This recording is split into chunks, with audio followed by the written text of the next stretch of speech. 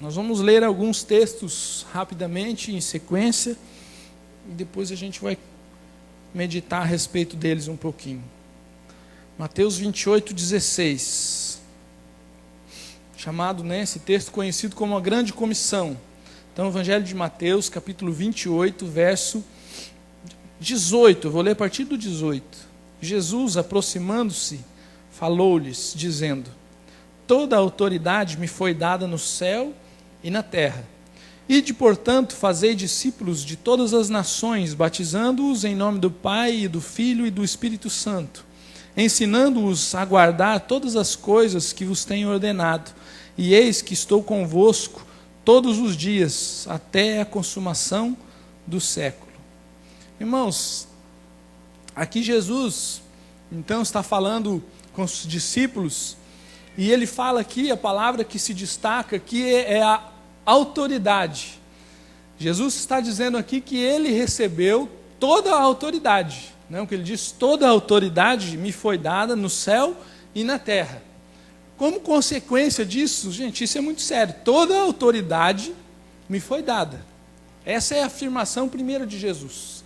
Nos céus e na terra eu tenho toda a autoridade. Portanto, diante dessa autoridade que me foi dada, eu estou dizendo a vocês: ide por todo mundo e pregai o Evangelho a toda criatura, batizando, fazei discípulos, batizando em nome do Pai, do Filho e do Espírito Santo. Então, a autoridade concedida a Jesus resulta numa ordem, num mandamento que é qual? Fazer discípulos, pregar o Evangelho. Atos 1:8.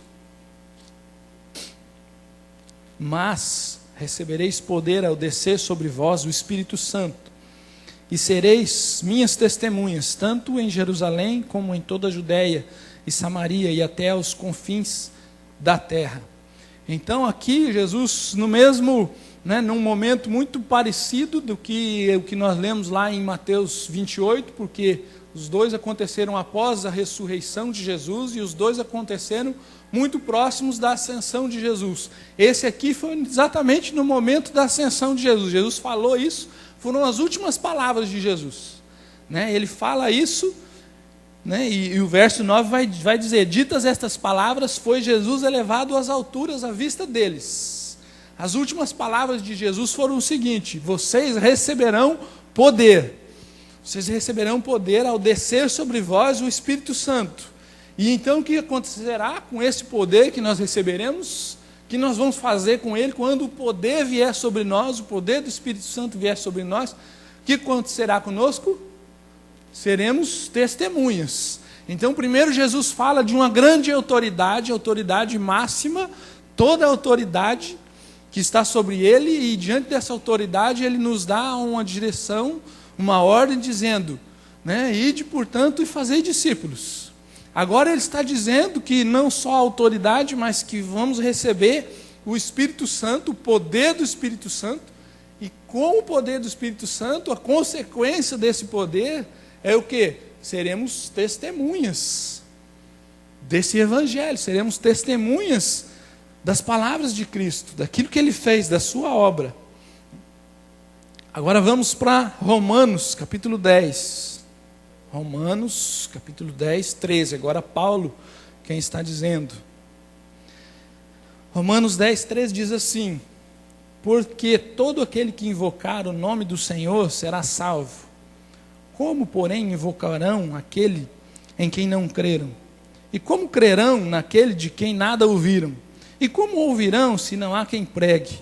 E como pregarão se não forem enviados? Como está escrito: quão formosos são os pés dos que anunciam as boas novas, as coisas boas, ou as boas coisas. Então, aqui Paulo está fazendo perguntas retóricas e usando o Antigo Testamento, fazendo citações do Antigo Testamento, dos profetas, falando justamente a respeito da mensagem, da pregação, como vai se crer, como o nome de Jesus vai ser anunciado, se essa responsabilidade, se essa tarefa, se essa ação de ser testemunha, de fazer discípulos, é dado a quem?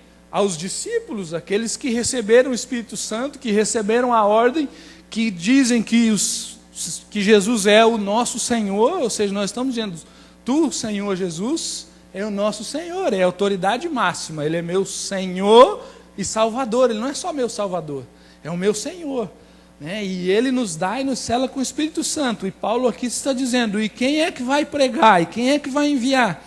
E Paulo continua lá em 2 Coríntios, capítulo 5, falando também a respeito desse mesmo caminhar da mensagem de Cristo e do testemunhar da mensagem de Cristo e da obra de Cristo.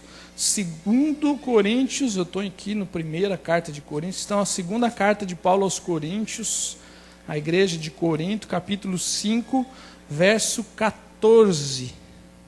Pois o amor de Cristo nos constrange, julgando nós isto, um morreu por todos, logo todos morreram, e ele morreu por todos, para que os que vivem não vivam mais para si mesmo, mas para aquele que por eles morreu e ressuscitou. Assim que nós, daqui por diante, a ninguém conhecemos segundo a carne, e se antes conhecemos Cristo segundo a carne, já agora não o conhecemos desse modo. E assim, se alguém está em Cristo, é nova criatura, e as coisas antigas já passaram, eis que se fizeram novas. Ora, tudo provém de Deus, que nos reconciliou consigo mesmo, por meio de Cristo, e nos deu o ministério da reconciliação, a saber que Deus estava em Cristo, reconciliando consigo o mundo, não imputando aos homens as suas transgressões, e nos confiou a palavra da reconciliação. De sorte que somos embaixadores em nome de Cristo, como se Deus exortasse por nosso intermédio. Em nome de Cristo, pois, rogamos que vos reconcilieis com Deus. Aquele que não conheceu o pecado, Ele o fez pecado por nós, para que nele fôssemos feitos justiça de Deus. Então, irmãos, Jesus fala da autoridade e da consequência da autoridade como uma ação de obediência nossa requer um testemunhar, um fazer discípulos. Jesus fala do poder do Espírito Santo, e a ação do poder do Espírito Santo vai trazer em nós um testemunhar do Evangelho. Paulo fala que nós precisamos ser enviados, porque se nós não formos enviados ao mundo, se nós não formos ao mundo pregar esse Evangelho, como é que o mundo vai crer? Como crerão se não há quem pregue? E aí Paulo está dizendo que quem é esse enviado? Quem é que é enviado ao mundo para anunciar o Evangelho, para falar a respeito das coisas de Cristo? A quem foi dado esse ministério da reconciliação? Aos pastores? Aos bispos? Aos evangelistas? Aos alguns poucos chamados? A minha palavra, onde eu estou lendo aqui, onde Paulo está escrevendo para a igreja de Corinto, ele vai dizer que a nós, igreja, foi dado o ministério da reconciliação. Que nós, igreja, somos embaixadores de Cristo, nós somos representantes. Nós temos esse ministério. Mas, irmãos, hoje, quando olhamos para a realidade da igreja, a igreja vive uma grande crise, entre as tantas crises que a igreja vive, que é a crise do ministério profissional. Hoje, a pregação do Evangelho tornou-se profissional. Só prega o Evangelho quem é o profissional da mensagem. E nós entramos numa de acharmos que a responsabilidade de pregar o Evangelho, de anunciar o Evangelho, é do pastor, é do missionário. Que saudade eu tenho lá da minha infância, quando, irmãos, as igrejas eram plantadas pelos membros da igreja, eram chamados pontos de pregação. E eu lembro lá em Maringá, lembro de Paranaguá, quando ia visitar a família, de que haviam casas onde as pessoas começavam a se reunir e começavam a pregar ali, começavam a chamar os vizinhos, e ali saía uma congregação, daqui a pouco aquilo ia aumentando, o senhor, agora precisa de pastor aqui. Mas eram os membros, eram os cristãos, eram os discípulos que tinham essa ação de pregar o Evangelho. Mas hoje nós nos acomodamos e achamos que essa responsabilidade é do missionário, e a gente acha que a gente dá oferta e manda missionário e está resolvida a nossa responsabilidade. Mas a palavra de Deus diz que nós somos responsáveis. E é claro que Deus vai escolher alguns e vai chamar alguns para ser um missionário, para ser um pregador, né, para ser um pastor, mas não tem como nós fugirmos da responsabilidade que está nos nossos ombros de pregar o Evangelho onde quer que estejamos, de falar a respeito de Jesus, de testemunhar a respeito daquilo que Ele fez nas nossas vidas, de anunciar as boas obras da salvação, de anunciar o Evangelho. Mas hoje, quando a gente olha para a igreja, a gente vê uma igreja que, ao invés de doar, a igreja consome. É uma igreja extremamente consumista. A igreja consome cultos. A igreja quer um culto que seja do seu agrado, que agrade o seu coração, que mova as suas emoções, que a música seja do seu gosto, que as coisas funcionem do jeito que está bom para ele, que o horário seja o mais adequado para mim. A gente consome culto. E quando não funciona do jeito que a gente quer, a gente diz, esse culto hoje foi meio xaropão, esse culto hoje. Não gostei desse culto. Foi meio chato. A igreja consome música. E não à toa hoje temos tantos popstars cristãos, porque se consome música. E a própria indústria da música já descobriu isso, porque hoje as grandes gravadoras estão contratando e firmando contratos com os músicos cristãos, porque já percebeu que vende, o povo vende. E aí você traz um grande cantor, um grande na visão do mundo, você traz alguém, um popstar, e traz para a igreja, e a igreja então enche, entope, por quê? O povo vai lá consumir música. O povo não vai lá adorar a Deus. Não estou dizendo que você não pode ver, não pode gostar de um cantor, não pode se agradar, mas se você estiver consumindo aquilo, não serve. Se aquilo não estiver edificando a sua vida, o seu coração, para você louvar a Deus, para você se aproximar de Deus, e para que essa aproximação possa trazer mais conhecimento de Cristo, para que a sua mensagem seja mais profunda, você é sim um consumidor. A igreja tem consumido pregadores, porque também tem pregadores popstar aos montes, não tem? E aí você traz um pregador e eles, vamos lá ver que esse é o cara. E vai todo mundo para lá e enche. Aí o cara não vai à igreja o ano inteiro, mas aí ele sabe que tem uma programação lá com determinado pregador. Eu preciso lá ver esse. Ou então se é um outro, não, esse eu não quero, não vou à igreja hoje, porque esse aí eu não quero ver ele pregar. E a igreja consome os pregadores. A igreja não consome a palavra de Deus, ela consome o pregador. Aquele pregador que ele gosta, esse cara eu vou lá ver. A igreja consome eventos. Tem um grande evento, vai ter um grande coral, vai ter uma grande peça de teatro, vai ter alguém de fora que vem, um quarteto como nós tivemos. Aí as pessoas vão à igreja, se motivam, vêm e enchem, e vêm e consomem. Mas quando eu olho para as Escrituras, eu vejo que a característica da igreja é aquilo que ela doa, não é aquilo que ela consome. Porque aquilo que a gente consome, você sabe para onde vai. Tudo que você consome vai para onde? Agora, quando você doa, aí você começa a entender um pouquinho do que é ser igreja. Aí você começa a entender um pouquinho do que é viver o Evangelho de Cristo. Aí você consegue entender o que é a vida de Cristo, porque Cristo se doou, Ele mesmo se entregou, Ele mesmo fez a sua obra por livre e espontânea entrega e vontade.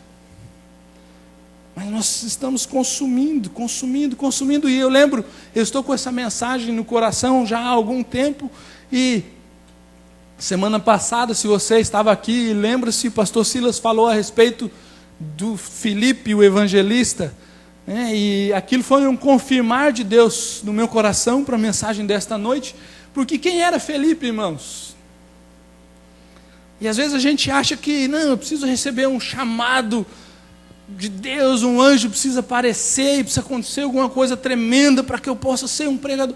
Filipe era alguém que estava na igreja, assim como Estevão, que foi martirizado, pregado, e quem foi que a igreja reuniu-se, os apóstolos, nós precisamos de homens cheios de sabedoria e cheios do Espírito Santo. Sim, olha, irmãos, se você está na igreja, e se você não é cheio do Espírito Santo, Se você não é cheio de sabedoria, você precisa buscar isso. Quem é que não precisa estar cheio do Espírito, cheio de sabedoria?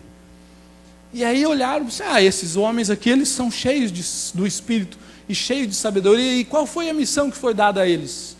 Foi de pregar o Evangelho? Você lembra do texto lá de Atos? Foi de cuidar das viúvas, de cuidar das mesas, das comidas, de fazer ação social. Mas é engraçado que aí a gente olha para Felipe, ele sai pregando o Evangelho para tudo que é lugar, porque ele sai fugindo da perseguição, e ele não pode permanecer de boca fechada, de boca travada, porque o poder do Espírito estava sobre ele, e ele seria uma testemunha, e estava muito claro na mente dele a ordem de Jesus, que retinha toda a autoridade, e ele sai anunciando. E aí a gente olha Estevão perseguido, preso pelo Sinédrio, e o que Estevão faz? Abre a boca e prega para aquele povo, e é apedrejado e morto. Mas ele era só responsável pela ação social, só responsável pelas mesas, pela ceia, eram os primeiros diáconos. Que saudade daquele tempo onde quem plantava a igreja era a própria igreja, não com missionários, e não estou desmerecendo missionários, muito pelo contrário, porque se não fosse os missionários aí mesmo que a gente estava lascado, porque daí nem isso. Mas até aqueles que se dispõem a servir como pastores e missionários, a cada dia que passa, têm sido mais escassos, porque também estes têm consumido suas ovelhas, porque também esses têm tido o desejo de consumir, de ter, de tomar para si, de recolher e não de entregar. Mas o que acontece, irmãos, conosco, o que acontece que faz com que a gente trema e a gente pensa assim, mas eu não sei, mas é tão difícil, eu não consigo falar, eu não sei como é que faz isso, é difícil para mim, pastor. E eu quero olhar um pouquinho para a vida de Moisés e para a vida de Isaías, mas antes de olhar para a vida desses dois, eu precisava deixar para a igreja esse entendimento, irmãos, de que a responsabilidade de ser embaixador e ministro da reconciliação, ela não é só minha, ela não é só do pastor Silas, ela não é só dos pastores, não é só dos missionários, ela é de todos nós e de cada um de vocês. E o próprio Paulo vai dizer que na igreja foram distribuídos dons, conforme a vontade do Espírito Santo. E aquele que faz parte da igreja recebeu um dom. E não existe alguém que faça parte da igreja que não recebeu o dom. Mas quanta gente está na igreja, como eu disse, consumindo culto, porque não serve, nem sabe qual é o seu dom, não sabe o que fazer, fica igual barata tonta, vai e vem, domingo está por aí, no outro domingo está de novo. Não será que você realmente faz parte da igreja? Será que realmente você conheceu a palavra da cruz? Será que você recebeu os dons e o poder do Espírito Santo? Porque isso não está resultando na consequência. Se o próprio Senhor Jesus disse que a consequência de receber o Espírito Santo é ser testemunha, se o próprio Paulo diz que nós somos ligados pelo Espírito Santo e o dom do Espírito, ou seja, o poder que nós recebemos, manifestados em dons, vão nos fazer servir a igreja. Mas a igreja não serve um ao outro. As pessoas vêm e não servem. As pessoas vêm, sentam, se esparramam. Irmão, se vê uma coisa que me irrita realmente, é depois do culto, quando nós temos a cantina, e eu já falei isso aqui, quando acaba e a turma vai indo embora, você vê a situação que ficou esse pátio aqui. É ridículo. Não tem outra palavra para exprimir isso. É ridículo. As pessoas não têm capacidade de pegar um copo plástico, um pratinho plástico e jogar no lixo que está ali do lado.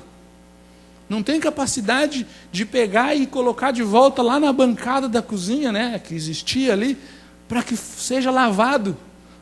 Elas só se preocupam em ir lá e pegar e fazer o quê? E consumir. Agora deu minha hora, já enchi a barriga, já conversei e vou embora. Você acha realmente que essa condição mostra alguém maduro espiritualmente? Mostra uma igreja madura? se nem os copos plásticos. E aí a gente vê as pessoas que cuidam da cantina, tem que sair catando, juntando, e ficam aqui até muito tarde, porque tem que ficar juntando as coisas, porque se quer joga no lixo. E aí isso vai trazendo um cansaço de algo que é feito com carinho, com amor, com dedicação. E hoje a igreja tem profissionalizado tudo. E aqui na igreja nós não precisamos ir longe. Aqui na igreja nós temos lutado, e o Marcinho sabe disso, porque nós já pensamos, inclusive, nessa possibilidade de contratar alguém que possa nos auxiliar na mesa de som, um funcionário, mas porque a gente não tem pessoas suficientes. Se dá dor de barriga num, no outro, fica o som ali sem ninguém. Estou mentindo, Márcio? Mas o Márcio tem lutado e nós temos resistido. Não é possível que nós não tenhamos pessoas nessa igreja disponíveis a servir, a sentar-se ali, a ter a paciência de ajustar, a de conversar com os músicos, de estar servindo a Deus, de entregar ao Senhor o seu serviço, de servir as pessoas, porque isso que é feito ali é serviço. A mesma coisa na cantina, mas você vê aí no seu boletim, tem um recado que não está aí só esse domingo, está vários domingos aí, se você ler. Se você tem interesse, você pode ajudar na cantina, dê o seu nome para a Patrícia, converse. Muita gente, né, Patrícia? Está cheia a lista. 2 pessoas. Quanto tempo está esse recado no boletim? Meses. 2 pessoas. Fora aqueles que já estão ali ajudando, que já fazem parte. 2 pessoas. Porque somos uma igreja que serve, né? Se nós não fazemos nem o básico, quem dera vamos anunciar o Evangelho. E aí, como o Vitinho falou hoje de manhã, fez a introdução do sermão já de manhã, de que ele estava com o Adilson, né? Numa praia, tomando um sol, e aí eles conversando e falando assim, puxa, que bênção, nós temos recebido, né, e temos tido a graça na igreja de receber a palavra do Senhor de uma maneira tão tremenda. E realmente é verdade isso.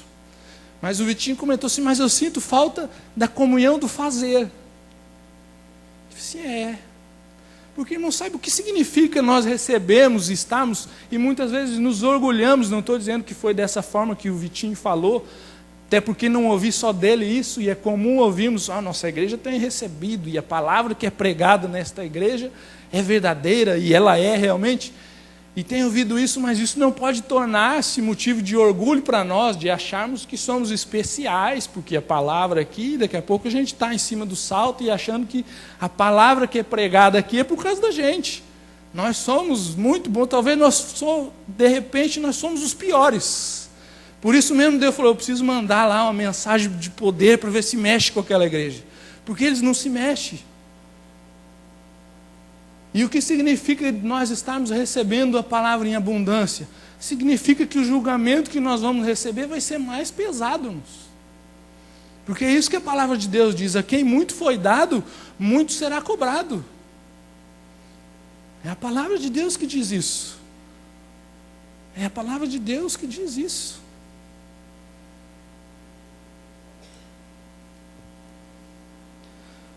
Êxodo capítulo 3.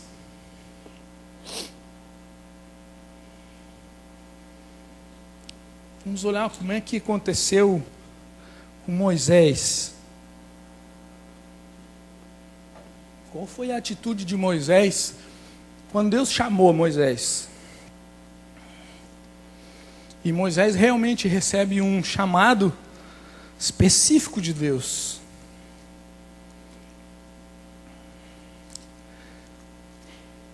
E você deve conhecer esse texto também e as desculpas todas de Moisés.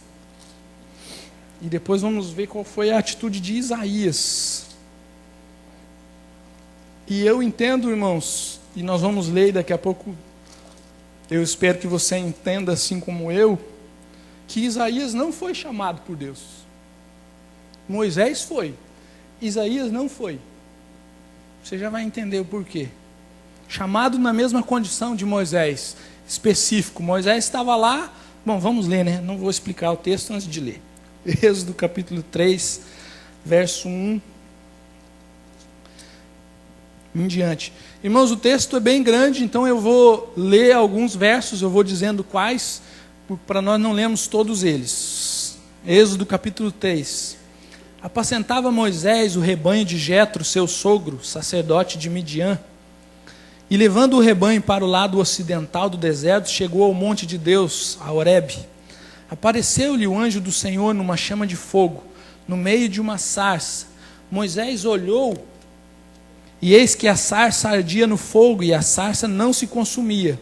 Então disse consigo mesmo: irei para lá e verei essa grande maravilha, porque a sarça não se queima? Vendo o Senhor que ele se voltava para ver Deus no meio da sarça, o chamou e disse: Moisés, Moisés. Ele respondeu: eis-me aqui. Deus continuou: não te chegues para cá, tira a sandália dos pés, porque o lugar em que estás é terra santa. Disse mais: eu sou o Deus de teu pai, o Deus de Abraão, o Deus de Isaque e o Deus de Jacó. Moisés escondeu o rosto, porque temeu olhar o Senhor. Verso 10: vem agora e te enviarei a Faraó, para que tires o meu povo, os filhos de Israel, do Egito. Então aí Deus chamando Moisés, né? Verso 12, verso 11, então disse Moisés a Deus: quem sou eu para ir a Faraó e tirar do Egito os filhos de Israel? E aí Deus então começa ali um diálogo com Moisés e começa a revelar a Moisés os sinais que lhe seriam dados, a forma como Deus ia se apresentar, a forma como Deus estaria junto de Moisés. E aí lá no verso 13, Moisés de novo fala para Deus, né? Disse Deus a Moisés, verso 13: eis que quando eu vier aos filhos de Israel e lhes disser: os Deus de vossos pais me enviou a vós outros, e eles me perguntarem: qual é o seu nome? Que lhes direi?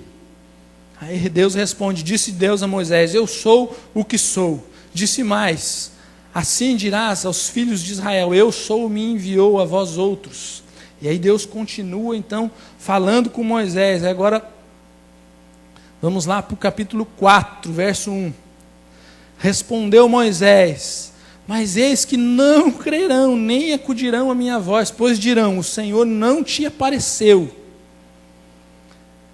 Verso 10 do capítulo 4, Deus continua falando, e deu sinal do cajado que virou serpente, né, o bordão e tudo mais. E Moisés, ainda não convencido, no verso 10 do capítulo 4, então disse Moisés ao Senhor: Senhor, eu nunca fui eloquente, nem outrora, nem depois que falaste a teu servo, pois sou pesado de boca e pesado de língua. Respondeu-lhe o Senhor: quem fez a boca do homem? Ou quem fez o mudo ou o surdo? Ou o que vê ou o cego? Não sou eu o Senhor? Vai, pois, agora, e eu serei com a tua boca e te ensinarei o que hás de falar. Ele, porém, respondeu: Senhor, envia aquele que hás de enviar, menos a mim.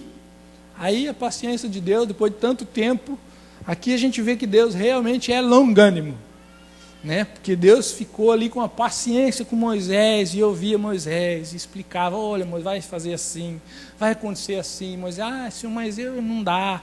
Não, mas vai. Aí, mas chegou uma hora, e a gente entende aqui que Deus tem uma paciência muito grande, mas a paciência de Deus tem limite. E no verso 14 diz: então se acendeu a ira do Senhor contra Moisés, e disse: não é Arão o levita teu irmão? Eu sei que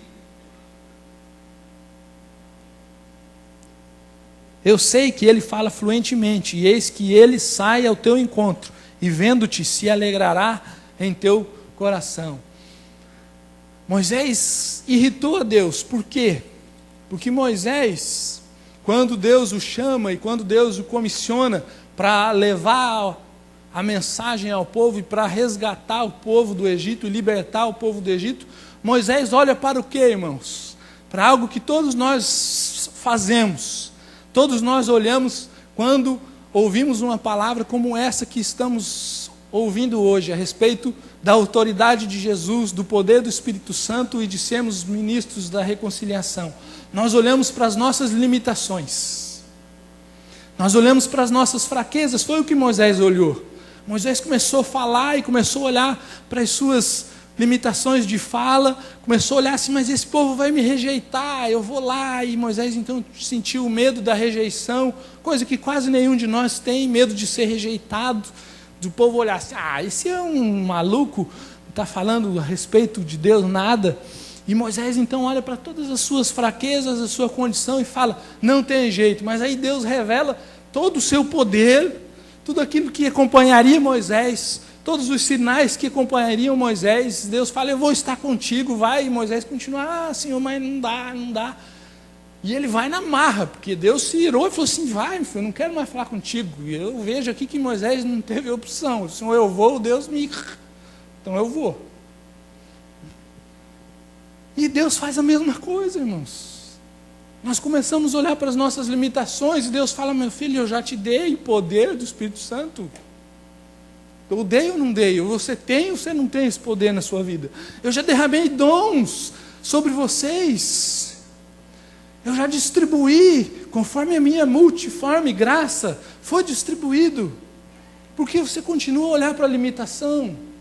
Por que você continua a olhar para as coisas que não importam?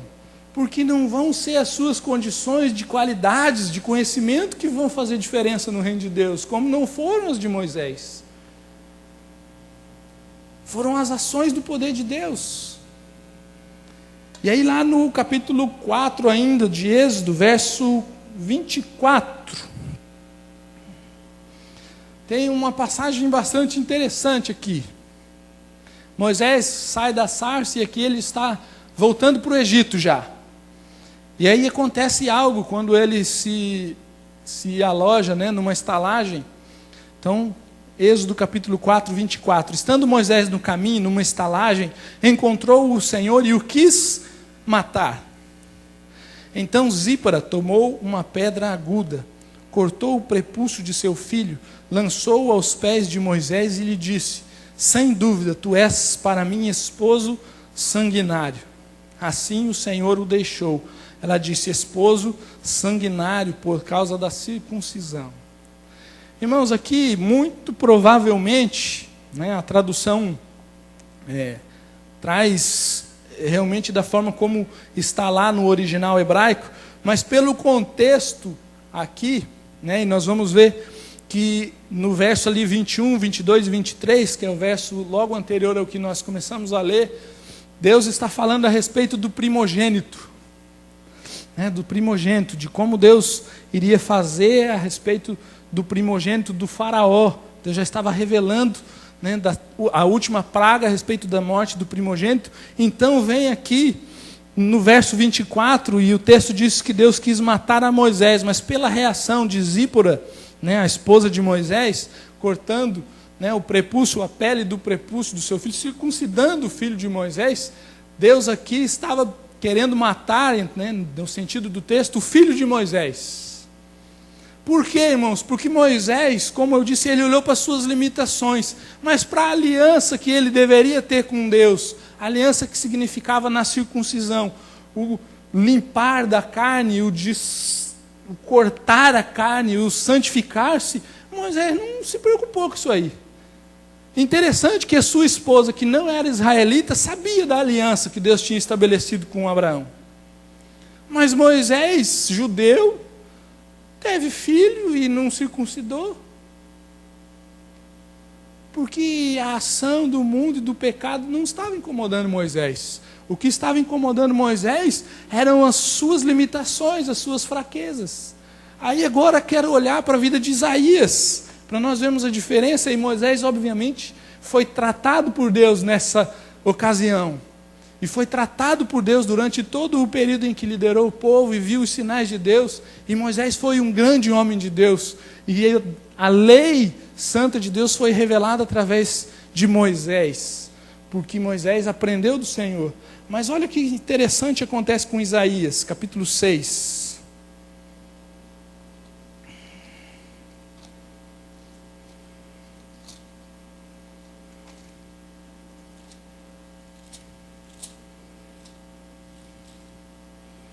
Isaías capítulo 6, verso 1 a 9. Amém?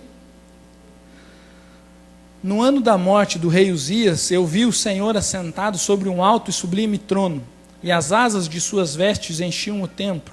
Serafins estavam por cima dele, cada um tinha 6 asas, com 2 cobria o rosto, com 2 cobria os seus pés, e com 2 voava. E clamavam uns aos outros, dizendo: Santo, Santo, Santo é o Senhor dos exércitos. Toda a terra está cheia da sua glória. As bases do limiar se moveram à voz do que clamava, e a casa se encheu de fumaça. Então disse eu: ai de mim, estou perdido, porque sou homem de lábios impuros e habito no meio de um povo de impuros lábios, e os meus olhos viram o Rei, o Senhor dos exércitos. Então um dos serafins voou para mim, trazendo na mão uma brasa viva, que tirava do altar com uma tenaz. Com a brasa tocou a minha boca e disse: eis que ela tocou os teus lábios, e a tua iniquidade foi tirada, é perdoado o teu pecado. Depois disso ouvi a voz do Senhor que dizia: quem enviarei?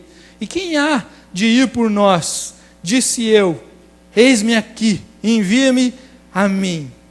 Então disse ele: vai e dize a este povo: ouvi, ouvi, e não entendais, vede, vede, mas não percebais. Irmãos, olha que interessante. Moisés, quando encontra com o Senhor lá na sarça ardente, precisa ser repreendido pelo Senhor para que parasse, para que não se aproximasse, para que tirasse a sandália dos pés, porque a terra que ele estava pisando era santa. Ele precisou ser lembrado por Deus da santidade de Deus. Se olha, isso aqui não é um lugar qualquer, você está se aproximando da minha santidade. Tira a sandália dos pés, como um sinal de santidade. Isaías não precisou disso. Isaías, quando viu o Senhor, olhou para onde? Para o seu coração, para o seu pecado, foi confrontado, falou assim: ai de mim, porque eu vi o Senhor e eu sou um pecador, eu sou um homem de lábios impuros e habito no meio de um povo de impuros lábios. Ele não olhou só para o seu pecado, mas olhou para todo o seu povo, e vendo-se no meio do povo, falou assim: Deus vai nos destruir, porque nós somos pecadores. Isaías olhou para alguma limitação dele? Isaías olhou para alguma fraqueza dele?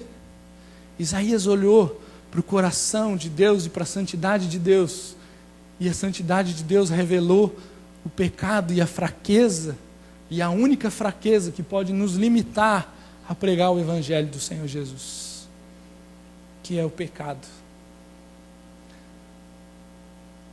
Porque quando a tenaz tira aquela brasa do altar, e era o altar do sacrifício, o altar aonde o cordeiro era sacrificado e queimado, e aquela brasa então é retirada e toca os lábios de Isaías aqui numa ação profética da ação de Cristo e do mover do Espírito Santo que nos santifica. Isaías então está ali, é santificado, é perdoado. E aí o que eu digo, Isaías não foi chamado. Deus então se puxa, quem enviarei? Quem enviarei? E aí quando o Espírito Santo age nas nossas vidas, assim como nós lemos lá no começo, quando o Espírito Santo nos reveste, nos santifica, não são as nossas fraquezas que nos limitam. No mesmo instante, Isaías diz-me: eis-me aqui, envia-me a mim. Envia-me a mim. Sabe o que tem limitado você? O que tem limitado a mim? O que tem limitado a igreja de anunciar o Evangelho de Cristo, de ser um embaixador, de ser um ministro da reconciliação? É o pecado que ainda está vivendo na sua vida, e as brasas não têm santificado você, porque você não tem olhado para a santidade de Deus e não tem enxergado os seus pecados. E aí você faz como Moisés, você começa a olhar para as suas limitações, porque você não consegue perceber o poder do Espírito Santo de Deus.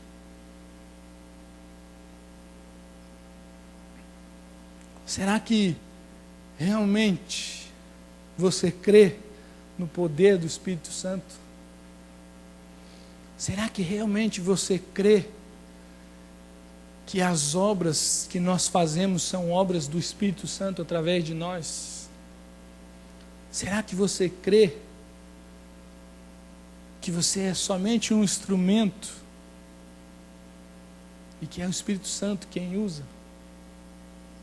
Ou será que o pecado continua limitando você, amarrando você e impedindo que você seja verdadeiramente um discípulo, um embaixador e um ministro da reconciliação?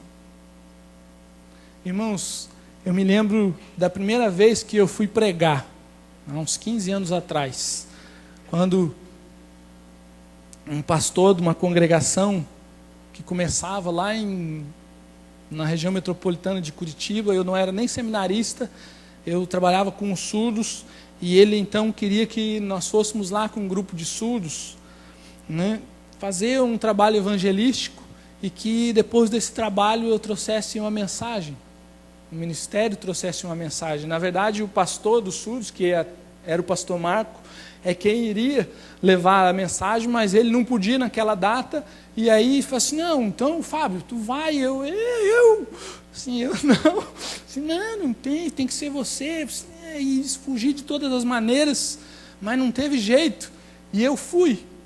Irmãos, naquele dia, e eu estudei, e eu suava frio, e eu tinha cólicas na barriga, e meu suor, quando fico tenso, nervoso, eu fico fedido. Irmãos, é uma coisa, minha esposa sabe, se você já me viu fedido é porque eu passei algum nervoso. Você já sabe agora, não precisa achar que o pastor é porcão. Eu suo, e o cheiro não tem o que resolva, irmãos. Passa desodorante, passa pomada, não tem jeito.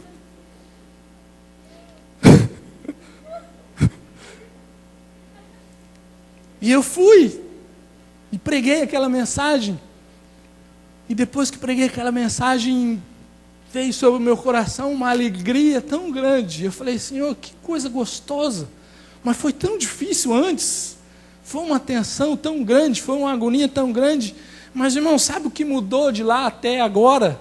Nada. Cada vez que eu vou pregar, e a Alessandra faz, às vezes eu tenho dor de barriga, às vezes e o cheiro continua o mesmo, eu continuo nervoso, não sabe por quê? Porque eu continuo olhando para as minhas limitações, e eu continuo tendo medo da rejeição, eu continuo olhando para as minhas fraquezas, e toda vez que eu não dependo do poder de Deus, eu vou me sentir assim, totalmente incapaz, porque não sou melhor do que Moisés. Pô, quem dera. As minhas fraquezas me impedem de fazer qualquer coisa. Mas aí quando eu olho para a cruz, quando eu olho para a ordem do Senhor Jesus, para o comissionamento de Jesus, para o poder do Espírito Santo, eu falo assim, mas eu não posso deixar de falar. E eu clamo e olho para a cruz e falo, Senhor, somente se as tuas brasas vivas, se a brasa viva tocar os meus lábios e me santificar, aí eu subo lá. Porque senão não tem como. Mas é uma luta. Eu não estou dizendo que isso tem que acontecer com você, que você tem que ter as mesmas reações que eu, e nem que todos os pastores ou pregadores vão ter essas reações. Isso é como eu sou. Mas eu quero que você entenda que todos nós somos imperfeitos, incapazes e limitados. E se não for a ação de Deus, através do Espírito Santo, ai de nós. Mas aí, para a gente encerrar, a gente não pode deixar de olhar para Jesus. E como diz o pastor Silas, se a gente não terminar em Jesus, a gente não terminou, e aí vai tudo por água abaixo. Você falou 40, 50 minutos à toa. E o que acontece com Jesus?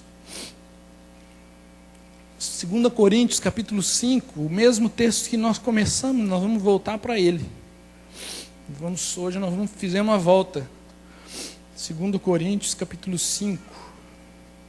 Diz o seguinte, eu vou ler a partir do 18 desta vez. Ora, tudo provém de Deus, que nos reconciliou consigo mesmo por meio de Cristo, e nos deu o ministério da reconciliação, a saber, Deus estava em Cristo reconciliando consigo o mundo, não imputando aos homens as suas transgressões, e nos confiou a palavra da reconciliação, de sorte que somos embaixadores em nome de Cristo, como se Deus exortasse por nosso intermédio.